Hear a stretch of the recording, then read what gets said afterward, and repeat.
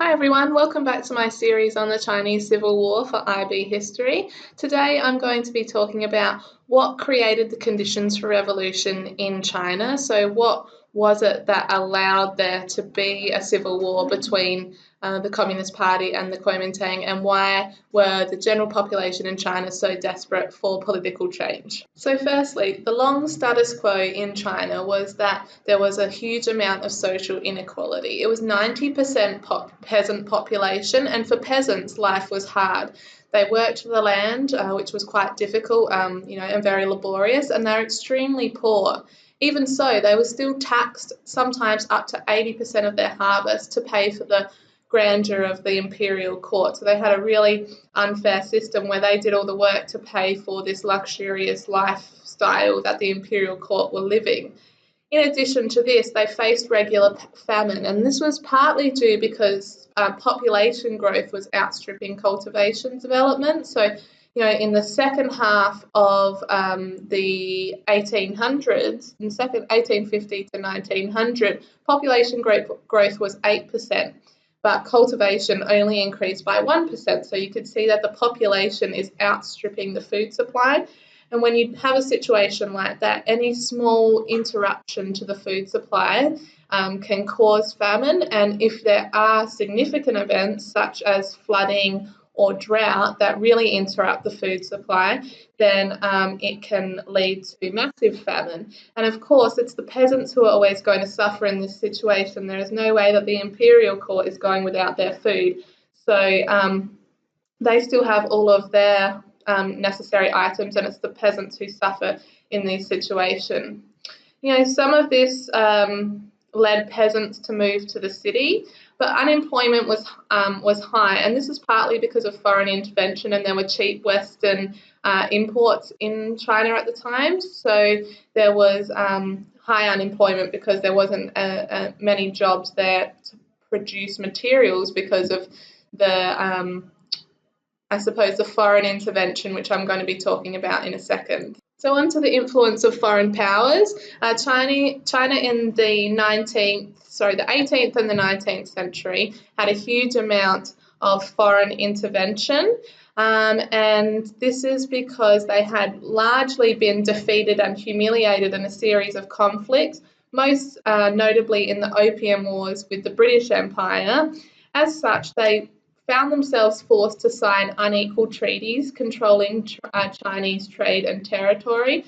And in addition to that, there was a flood of Christian missionaries at the time seeking to interact with the Chinese population and convert them to Christianity. And so this led to a great sense of embarrassment and humiliation in the Chinese population, and led them to believe that that Chinese culture was being corrupted by the influence of foreign powers, and certainly that they were being taken advantage of by foreign powers.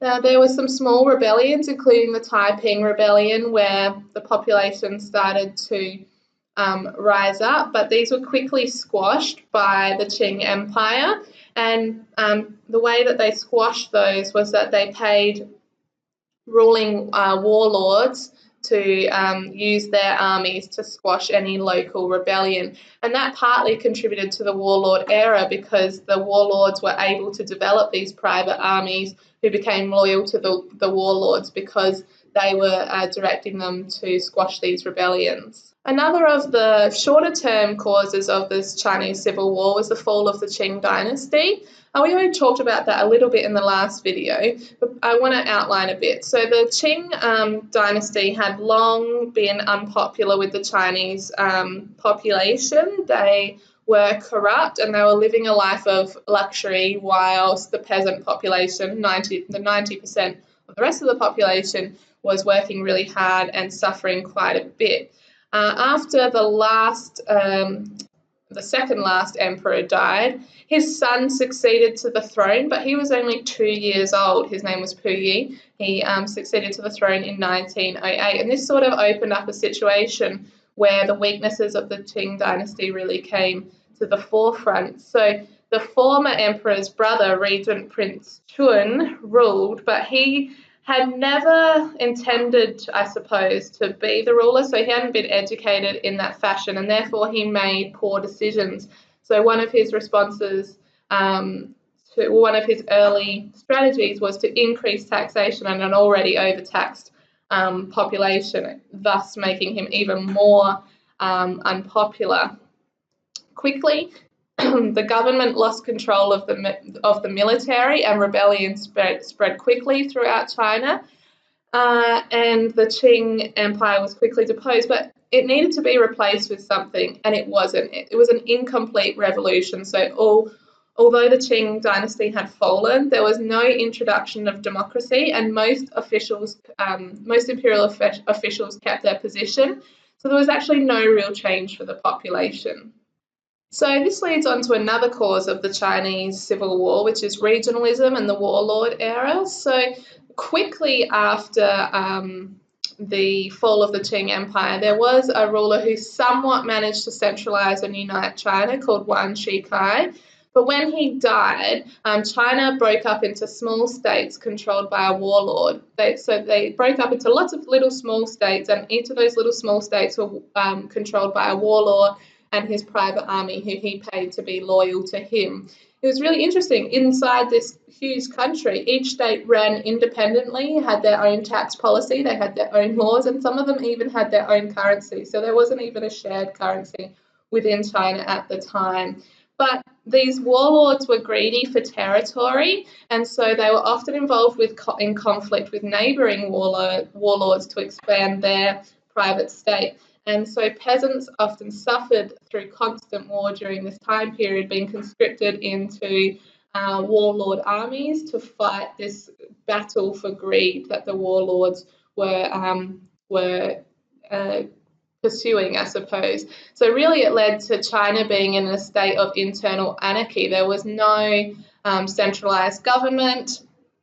There was no centralised policy, and it was really a battle between the warlords as to who could grab the most territory, grab the most strategic territory, and who could become the most wealthy and powerful warlord.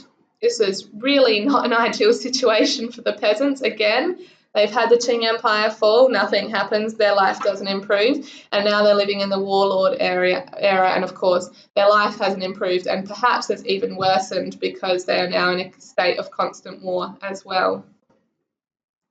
So in response to the warlord era, there was a real sense that China was losing its national identity.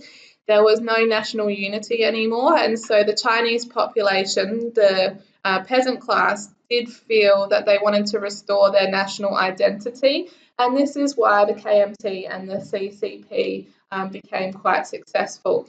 I suppose the final cause for the Chinese Civil War is a clash of ideology between the KMT and the CCP. So the KMT's three principles that they were governed by was that they wanted to rid China of foreign influence, to unite and regain international respect. So that was the idea of nationalism. They wanted democracy. They wanted to educate the people so that they could run themselves democratically. And they wanted to improve people's lives, basically. They called that people's livelihood. They wanted to redistribute the land to the peasants so that there could be economic prosperity that all Chinese people could share in. But the sticking point, I suppose, that made them less popular than the CCP eventually is that the KMT was friendly with the middle class. They did want to maintain a class structure. They still wanted there to be peasants, although better off. They still wanted there to be a middle class, and they still wanted there to be an upper class. They didn't want to abolish the class system. They wanted landlords and middle classes to prosper. They wanted peasants to prosper, and they wanted an upper class as well, because they themselves wanted to live in the upper class as powerful individuals.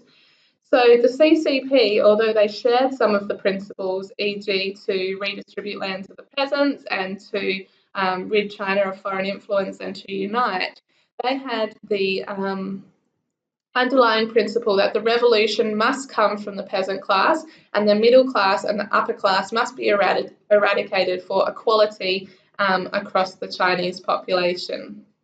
It was this clash in ideology, this fundamental difference in the importance of the class system and who was going to be responsible for the uprising and what the political system would be replaced with, that really led to the clash between the KMT and the CCP, where they were able to work together on some things, such as the Second Sino-Japanese War, but it was this fundamental clash of ideology that really made that relationship, I suppose, irreparable and incompatible, that they could never actually work together at the end, and they both wanted to replace the political system with their own system of ruling. And so this meant that they were bound for civil war, I guess, because their ideologies just didn't match in the end. Thanks so much for listening today. Next video, I'm going to be talking about the various armies and memberships of the KMT and the CCP and how they appealed to the population to bring in and strengthen their movements.